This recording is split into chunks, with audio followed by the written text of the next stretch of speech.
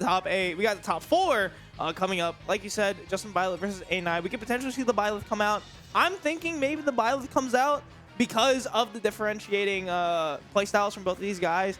You're talking about an aggressive Steve versus a campy Steve, and I feel like a campy Steve, or a more patient Steve rather is the better word, kind of benefits more, honestly, in this matchup because of even how stubby these hitboxes can be. I mean, sometimes they're misleading, sometimes they hit like they shouldn't, but especially in the Ditto, maybe JustinByleth goes for the Byleth for that range, and never mind, and we're going Steve.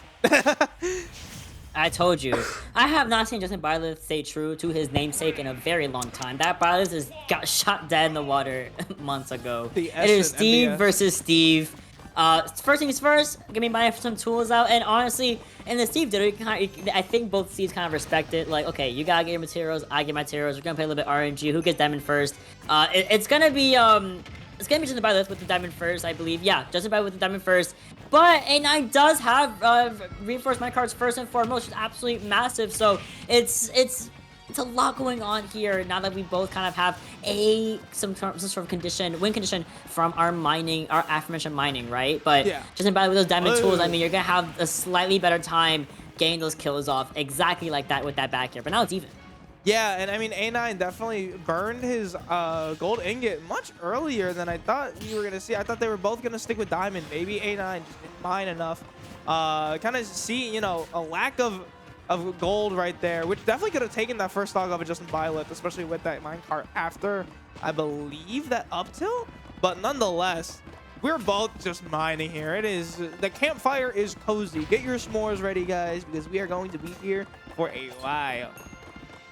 Seeing JustinByleth like slowly start walking over to A9 as he's mining, it's so funny. It's just like a slight threat to A9 as he's trying to mine for his own resources, right? But that anvil does come and connect and kind of throws Byleth a little bit off to the right side of the stage. But as A9 was trying to approach, I mean, JustinByleth was like, oh, don't play with me, up tilt, boom. We don't get the down smash, we don't get the forward smash. Even the minecart is not going to be enough to secure this first stock from JustinByleth quite yet. However, still gonna be seeing Justin in that advantage state. A9 is still trying to play a little bit of catch up, but we both players at least have that gold ingot. We now have diamond tools as well online for either side, so it really is a matter of who's gonna hit who first. Definitely not the minecart, but the forward throw can be coming through.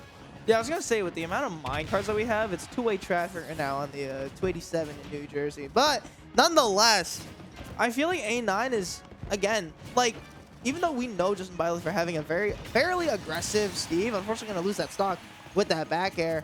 You're kind of seeing him slow down the pace, and that's exactly what Steves do. Oh, what a wall, by the way, from A9. Oh my gosh, that wall was gigantic.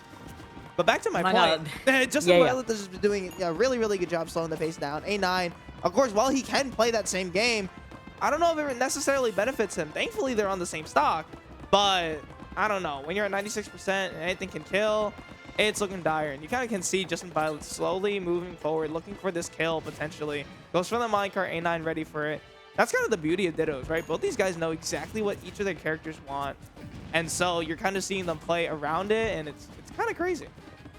It is a little bit crazy, and you know, we get these one-offs. JustinByleth has been pretty much untouched for the past 30 seconds here, as both players are kind of respecting one another to gather their resources in order to kind of go into this fight well prepared, you know, with diamond in the back pocket, with that iron, gold ingot as well for those minecarts, powered rails, of course. But with the stolen tools, I mean, these walls are only going to be getting more and more built. They're not going to be breaking very easily, and the forward smash canceled by the destruction of the anvil, meaning that JustinByleth is not going to be punished at the very least for such a long-standing move. So here's a minecart coming in from both sides here, and the anvil. Now we swap sides and go back to this mining style to get some more resources, especially A9, who needs to find this diamond again before the tools eventually and inevitably break here. Yeah, JustinByleth already going towards his gold. He does have another one in stock. I mean, he has been mining a lot. But I'm liking that he does have the gold pickaxe and the diamond sword as well.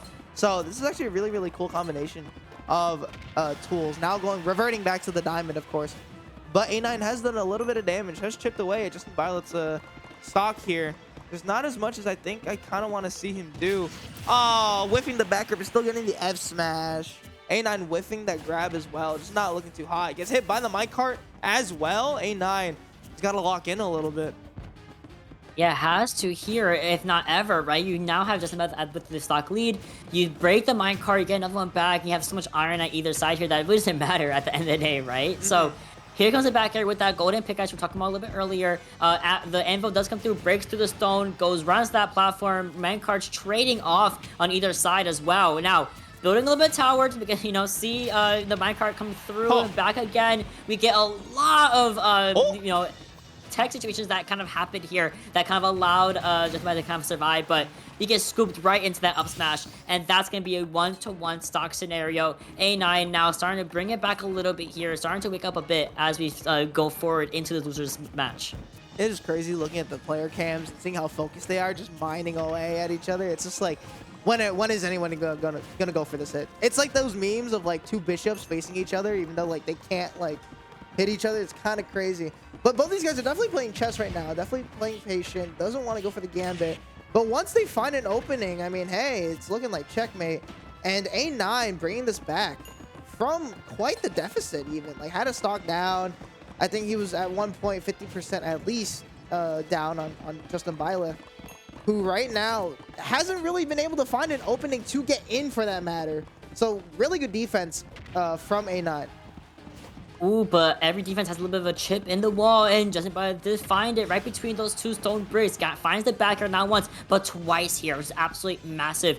Lots of damage coming in with those back airs, and now with the diamond tool still active and not really broken quite yet, JustinByleth still has that damage output necessary to hopefully take the stock up. Goes for the up tilt, which is absolutely great. Now we go for these building the wall to negate that minecart. Goes back to funding these resources for either side here. Now we have replenished these diamond tools, and I mean, looking even better than ever for JustinByleth to maybe take it over. But you know, as the game goes on, you know, the chances of slipping up to accidentally, you know, taking a loss here is huge. But I mean, the minecart, that should be an easy victory, but good delay on the recovery for A9. Not a lot of game left to be played. 30 seconds left on the clock. I don't know if anybody has been keeping a note of that, but I definitely have been watching the seconds tick down as JustinByleth with a near-death situation. Oh, the TNT not gonna get find much value because it's gonna get detonated on the other side of the stage here. Finally, it takes forever to detonate, but in the distraction of it all, oh, JustinByleth, you saw he backed up like, oh, I did it. Good that was so. That only shows how tight knit it could have been, though. Yeah, how definitely. even they were. Yeah, because JustinByleth was, again, like I said, struggling to find this kill on A9. Very, very well aware of that, which is like, all right, I'm gonna set up all these walls because I know you're gonna be playing aggressive. And A9 trying to play a little bit more patient, right? Trying to win this war of attrition between both of these characters. But, dude, having the lead is just so important in this game. JustinByleth, again, making the most of it and gets game number 1 off of A9. And A9 on the back burner just a little bit. He maybe has to go on the afterburner.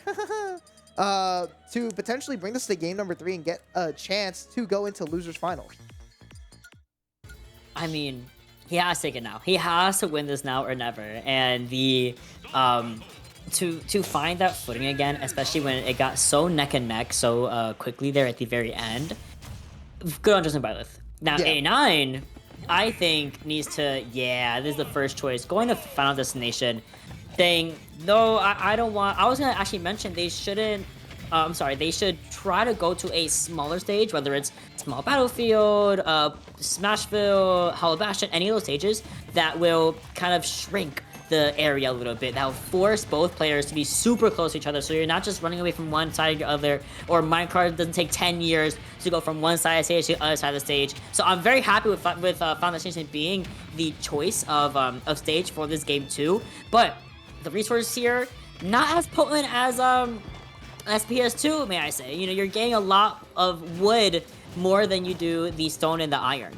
Yeah, but you're definitely mining. You're mining with a shovel this time, right? So your axe, pickaxe. Ooh, that back air gonna be devastating for JustinByleth. But yeah, your pickaxe and your axe are not being, you know, whittled down, especially when you're mining. So having a shovel is not bad for any of these guys whatsoever. But I was gonna ask, you know, like, should A9 play a little bit more aggressive, especially compared to that last game? And I mean, clearly, you're seeing a combination of both, right? You're seeing A9 go in when he has the lead. You see him kind of backing off when he realizes, all right, I have overwhelmed my stay. You're back from this, right? Oh, goes to the other side. Ah. No. I saw the vision. Was not gonna make it. I saw the vision. I saw the vision. I really did. You know, you can make your own platforms with Steve with these blocks, right? And I think A9 believes in himself, but unfortunately, that beautiful forward air from JustinByleth with the golden pickaxe of all things was just enough momentum. And now JustinByleth, speaking of momentum, is running with it. But with the forward smash, only able to find A9, only able to find a little bit of a combo starter. What a catch. But we use the Electro, we get forward smash as the punish. Yeah, that's kind of the issue I've been seeing from both these seeds, that they really love to use Elytra to potentially like, not only land on stage, but get out of positions. And it kind of just puts them in a really, really bad spot to get hit by all these F smashes or other moves. No way that. Whoa, no way. Okay. That is insane. This character is busted. But yeah, JustinByleth trying to make the most out of it. Does have A9.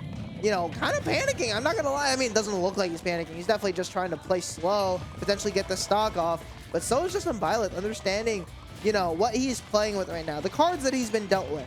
And it's definitely looking like an ace. Pair of aces right now for JustinByleth. But let's see if A9 has any other tricks up his sleeve.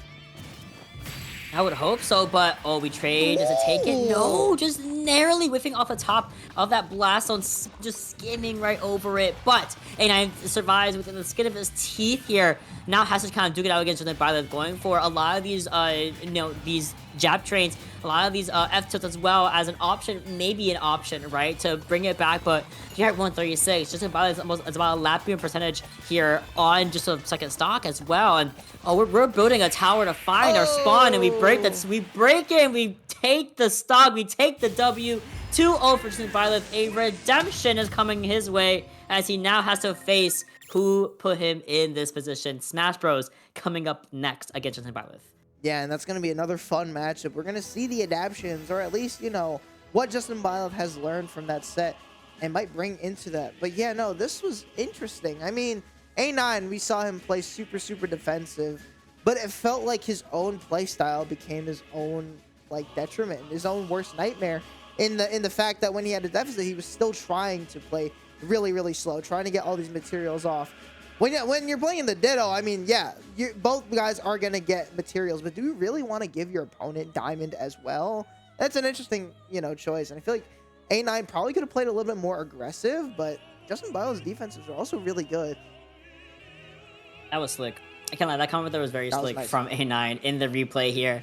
But yeah, I mean, I think JustinByleth just needed this win because what we saw earlier against Smash Bros, it wasn't really the same JustinByleth that we saw here. You know, that JustinByleth was not really taking the time to get materials, not taking the time to force breaks in the gameplay to stop the other opponent and get the diamond that he needs, the gold and ingots that he needs, like he did here. So I think now that we have kind of seen JustinByleth adapt the gameplay a little bit here in order to find those materials that we kind of need in that Steve matchup to play the game and, you know, get a lot of value with the Steve character.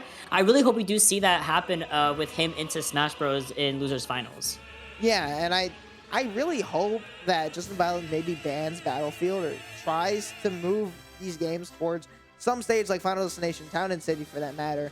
Because he definitely doesn't want to have Smash Bros maneuver around or, you know, have the option to maneuver around these walls like how A9 really wasn't able to, because Steve's regular jump isn't the best. And even those walls being built up, those blocks being put down, doesn't really help out Steve too much because you can kind of just anticipate that. Whereas with Lucas, it might be a little bit more sporadic. It might be a little bit more unpredictable. And so JustinByleth, like you said, just has to play a little bit more patient, like how he did against A9. Because if he can against A9, he definitely can against Smash Bros. We're seeing the Piranha clan? Hello?